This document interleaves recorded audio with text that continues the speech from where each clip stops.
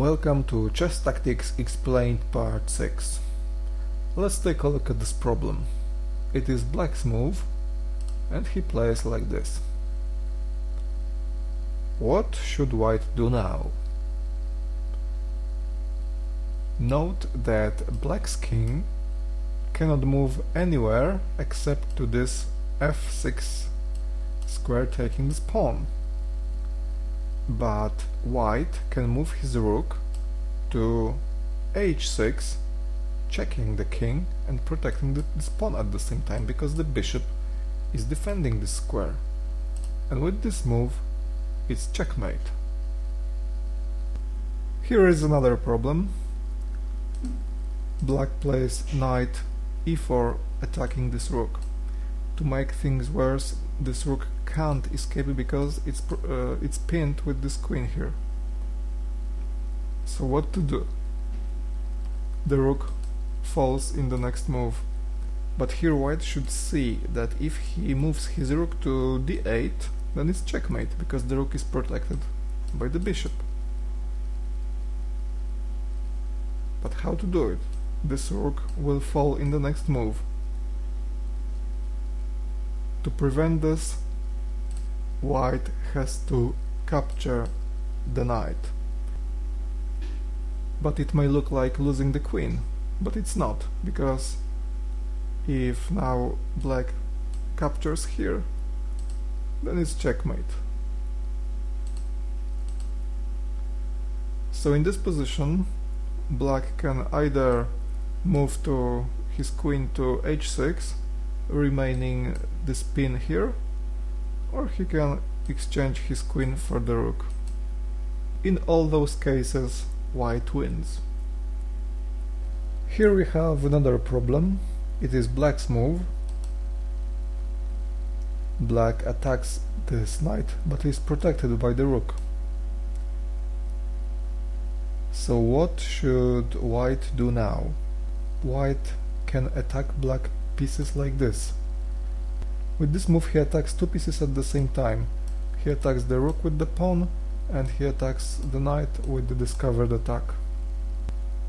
And has to move the rook out of harm's way, and now the rook wins the knight for a pawn. And here is another problem. It's black's move. Black wins the knight and attacks the rook. And now white can win this knight back, but instead of this, white can play for a checkmate in 3. But how to find this? Rooks are out of play, bishop is closed, so it looks like we can only play with queen and knight. And note that if knight goes to g5 square, then there is no defense against checkmate. Of course, black can play like this, sacrificing the queen to gain one additional move, but after the queen is taken, there is nothing black can do. So black can only win the rook, and it's checkmate. And here is another problem. It's black's move. Now black attacks queen and pawn, and now white can check black's king with his rook here, but after queen takes, this move is refuted. But there is another possibility. If white checks here, capturing the bishop, then it is only possible for the king to capture, because he cannot move anything else. And if he stands here, if the king is standing on this square, then if we bring the bishop here, then it will be attacked not only by the bishop, but also with the rook, and there is no defense. This knight cannot defend the king here, also the rook. even the queen will be unable to defend against two pieces attacking. So let's see how it looks. Check, the only move. King takes queen and checkmate. Here is another problem. It is white's move, and white captures the pawn with the king, and it's a bad move, but also this move attacks the rook. Note that black's king would like to capture this knight, but now it is impossible because of this threat king takes rook. So what to do? This rook is out of play, so it won't help to defend this rook. And this rook must go to such a square then it is safe, and at the same time that this threat here still remains. It is possible with this move. So now it's check, and white's king has to go here or here.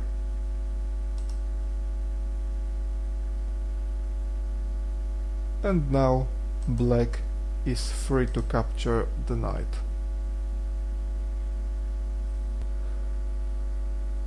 Let's take a look at this problem. It's now black's move, and black checks white's king. And now black can only go to f4 or to h4. There are only two squares possible, but this decision is very difficult now, and it's very important because one of the squares means life and the other means death. So which one to choose? Let's say king goes to f4. So if he goes to f4, then white pawn checks him, and then from this square king can only go to f5, and after this pawn checks him, it's all over. So let's suppose king goes here, then the pawn checks, the king goes to h5, and black's checks are over. So let's see how it looks. We go to h4, check, move into safety, and white remains in game, although black has some advantage. It is black's move, and black wins a pawn. And now white can capture this bishop, and after queen takes back, we step to a tactical game after bishop moves to f3 with double attack. One is rook attacking the queen, and the other is bishop attacking this diagonal. So let's see how it looks. And now there are a few possibilities for black. Black can either play queen to e1, capturing the rook, then the rook takes back, and the bishop attacks here, winning the bishop, then white captures and white has disrupted pawn structure. But white has a considerable material advantage. And the other option is black defends his queen, sacrificing this bishop. Now white wins the bishop for free, but black has saved his queen. Still, white is better and white pawn structure is intact.